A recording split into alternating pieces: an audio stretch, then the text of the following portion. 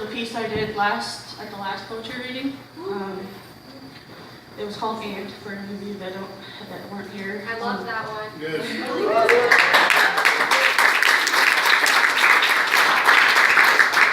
is called A Piece of Me.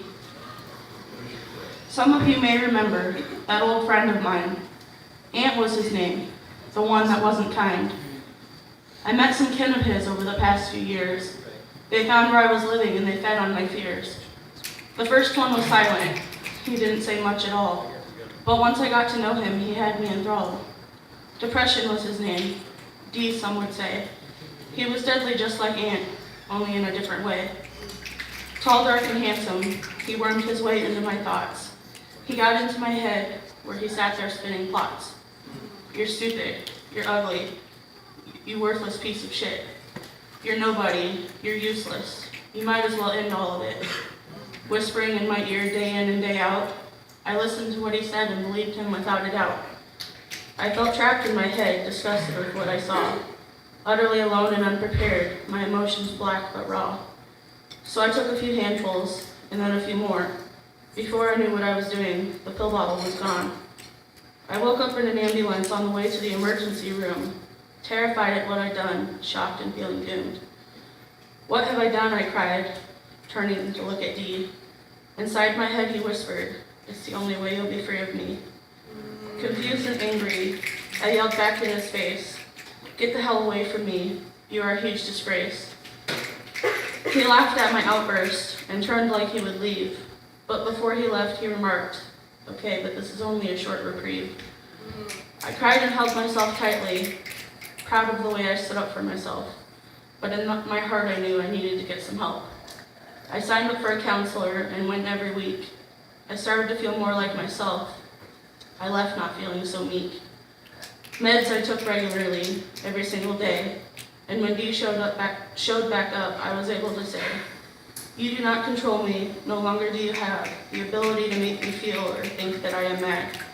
No matter how often you show up to take a crack at me, I will stand against you until you run and flee. I'm no longer your property to use and use some more, so goodbye and good riddance, there's the door. Now back to the beginning, when I said I'd met kin of Ant, another of his cousins crept through my defense. Addiction was his name, cunning, baffling, and very manipulative.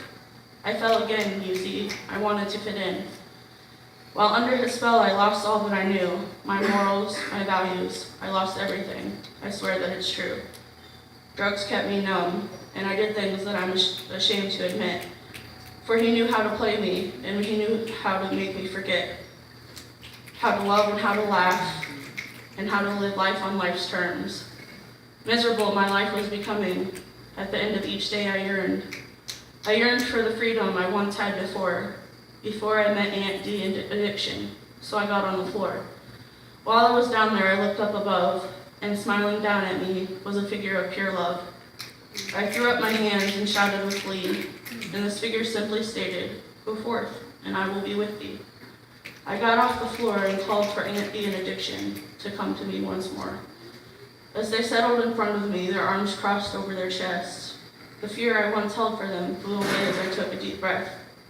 I shook nervously as I thought of what to say to them, and a hand at my back I felt. The strength came back in waves again.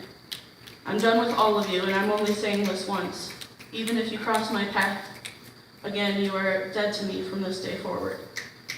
I found my faith in the one above who loves and cares for me, as none of you have done. He believes in all that I am. And I'm starting to believe, too, that the only thing I need is him and me, and not you. Some of you may remember that old friend of mine. Ant was his name, the one that wasn't kind. I met some kin of his over the past few years. They found where I was living, and they fed on my fears. Today I look back at my past, and not only do I see a strong and capable woman, but the woman I'm supposed to be. For without the things I went through, would I be who I am today? Everyone has a past. It's how they move forward that defines who they are.